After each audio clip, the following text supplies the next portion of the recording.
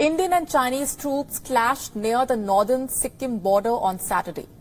The face-off involved some 150 soldiers. Reports indicate that both sides traded punches along the Sino-Indian border.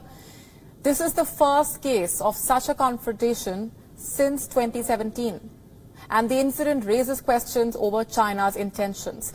As the threat of the pandemic eases in mainland China, this skirmish singles yet another instance of Chinese military adventurism. 4 Indian soldiers and 7 Chinese soldiers suffered minor injuries in the clash. The standoff was reported at Nakula Pass along the Sikkim border. The tensions were diffused after talks at the local level as per the established protocols. The Indian government released a statement on the face-off, calling it a temporary and short flare-up. The unresolved boundary dispute between India and China has resulted in a number of skirmishes in the past. Our sources have confirmed that there was nothing extraordinary about the incident. Such standoffs are reportedly more common in the summer months, but it has been a long time since such an incident has been reported along the Sino-Indian border. The dispute is primarily over the 3,488-kilometer long border. China claims regions of Arunachal Pradesh as part of Tibet. India contests that claim. In 1962, India and China even fought a war over the border issue. Since the 1962 war, several skirmishes have occurred between the two sides. In late 1967, 2 incidents of cross-border firing were reported in Sikkim. In 1987, it was merely a military standoff. Both countries showed restraint, and then in 2017, Indian troops crossed over the Sikkim border into Doklam to stop the Chinese troops from constructing roads.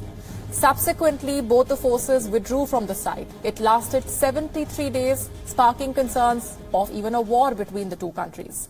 Despite the pandemic, China has not lost its penchant for military aggression.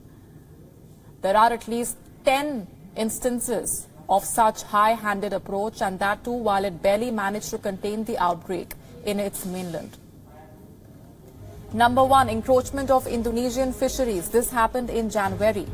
Number 2, on the 16th of March, at least 10 Chinese speedboats entered Taiwan's territorial waters. They attacked a patrol vessel which was clearing illegal Chinese fishing nets. Number 3, on the 30th of March, a Chinese fishing vessel collided and badly damaged a Japanese maritime destroyer. Number 4, on the 2nd of April, China sunk a Vietnamese fishing boat. China said it was a threat to its interests in the South China Sea.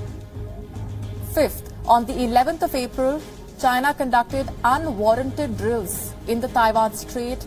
Chinese fighter jets conducted drills just miles away from Taiwan. Number 6, on the 13th of April, China deployed an aircraft carrier in the Miyako Strait. Miyako Strait is a strategic international waterway. Nobody can lay claim to this strait.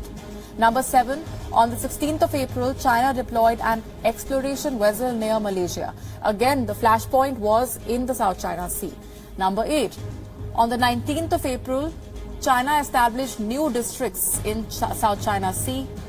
Number 9, in late April, China expelled a U.S. vessel conducting routine operations. Beijing accused Washington of intervening in the South China Sea dispute. Lastly, number 10, towards the end of April, Chinese authorities have released names for 25 islands and reefs in the South China Sea. With this, China claims sovereignty over these islands. So it's not just India that has been on the receiving end. China is slowly renewing its geopolitical push across the world.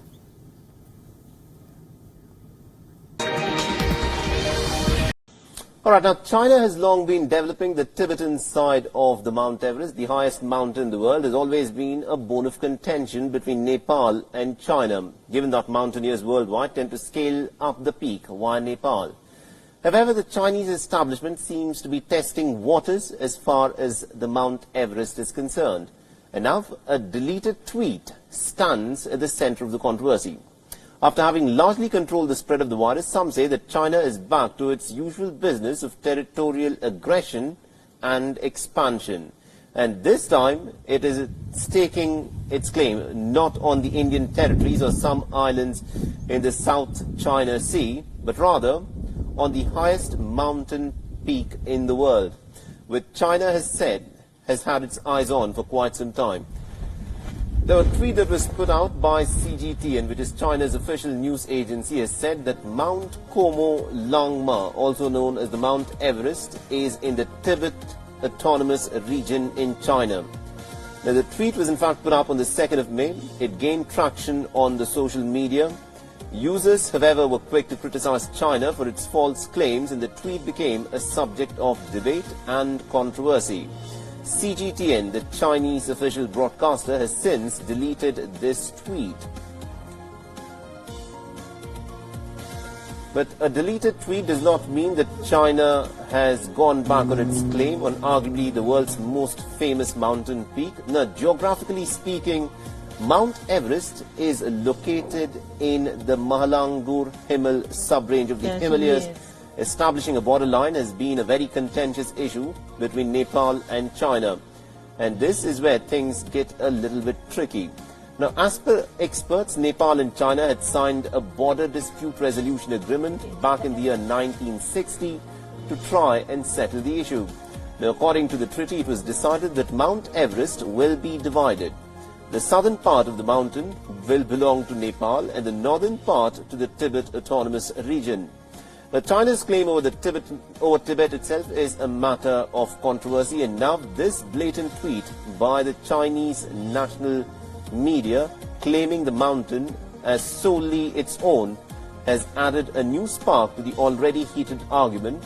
While it can be argued that one side of the mountain belongs to Tibet and by extension to China, the thing to note is that the Tibetan side of the Mount Everest is treacherous and is hardly ever used by the climbers. The majority of tourism and expeditions to the peak takes place from the Nepalese side using the means and technology developed by Nepal.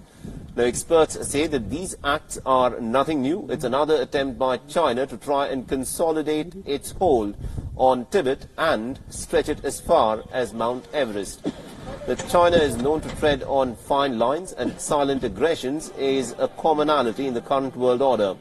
It has often taken unfair advantages of the rough terrains in the Himalayas and the seamless borders in the seas to extend its territories slowly, inch by inch. China has often published maps showing Arunachal Pradesh as its own territory. While there might be a second opinion on the nationality of Mount Everest, it is internationally recognized that Arunachal Pradesh is part of the Indian Union. And lately, China has also extended its claims to unnamed and remote islands in the South China Sea. Now, this latest tweet is just another reflection of China's ever-growing ambitions. The netizens, of course, were pretty quick to bash the tweet. Some simply stated that the Mount Everest is quite clearly in Nepal and not in China, while others have called upon China to stop spreading fake news. Canada has joined the likes of Spain, the Netherlands, India, Turkey and Tanzania in declaring Chinese medical products as faulty. Face masks in Canada were turned away because they were not good enough and did not meet the standards. There were 8 million N95 respirators in that rejected shipment, 8 million. Prime Minister Justin Trudeau was asked about the multi-million order of masks that failed to meet the standards and the specifications. Listen to what he said. We have been working very, very hard since the very beginning to bring in as much PPE as we possibly can. We've talked about about 23 different flights just from China of millions of items of PPE because we know the need is and has been so pressing. the same time, we have ensured that we are ramping up domestic capacity to be able to ensure that we're covering the needs that we have for the longer term. And I want to thank all the companies and manufacturers who stepped up. At the same time, we also know that in the millions of items that we've received, we have to ensure that they are at the top quality expected by our Canadian healthcare workers. And the withholding or the suspending of shipments from this particular supplier is proof that our system works. We are testing all those masks, all those items before they reach our healthcare workers, because we will not compromise on the safety and protection for our healthcare workers. Right now we're in discussions with the supplier because we will not be burdened with masks that do not fit our stringent requirements. There are discussions ongoing with them about whether there are alternative uses for these masks, but we will not be paying for masks that do not hit the standards that we expect to give to our frontline workers. About 11 million N95 respirators were shipped in from China through a Montreal-based supplier, out of which 8 million failed to meet the specifications. The shipment from this particular supplier has been suspended. Canada has said that the discovery speaks of the government's rigorous verification system, which is overseen by the Public Health Agency of Canada. The Chief Public Health Agency had conducted tests and found that a significant proportion of these masks were not suitable for medical use. Prime Minister Trudeau did not reveal the price that the government will be paying for the substandard masks, but those leftover N95 masks might be distributed for non-medical use. Canada continues to experience a shortage of personal protective equipment amid a global surge in demand triggered by the pandemic. As of today, Canada has received 23 plane loads of personal protective equipment, and the government is also looking at other solutions.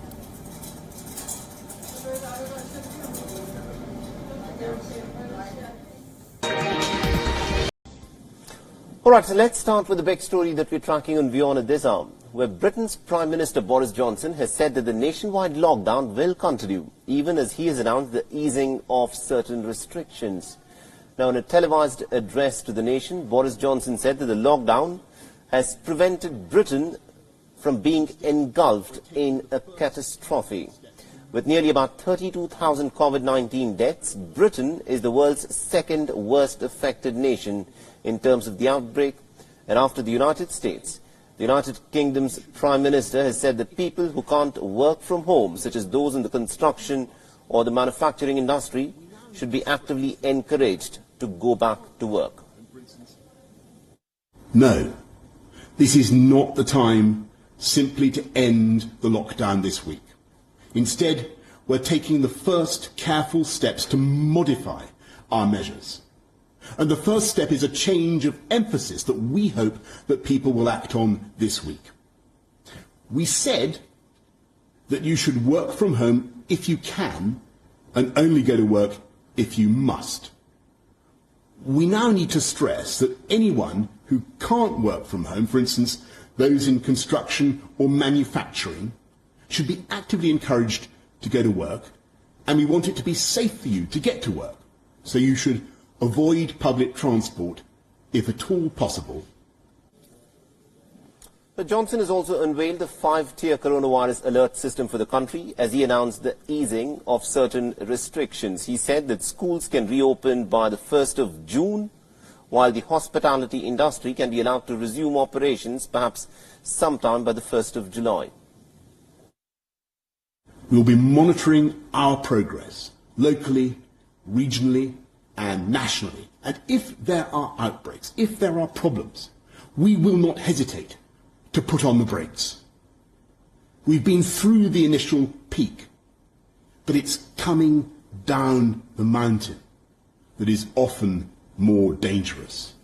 Now, interestingly, Johnson said that people should not travel by public transport, even as he's asked construction workers to return to work.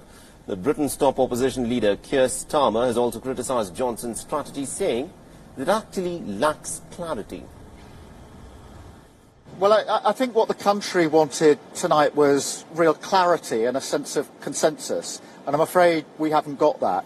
The basic message, stay alert, just isn't clear enough, and there are more questions than answers in the Prime Minister's statement. And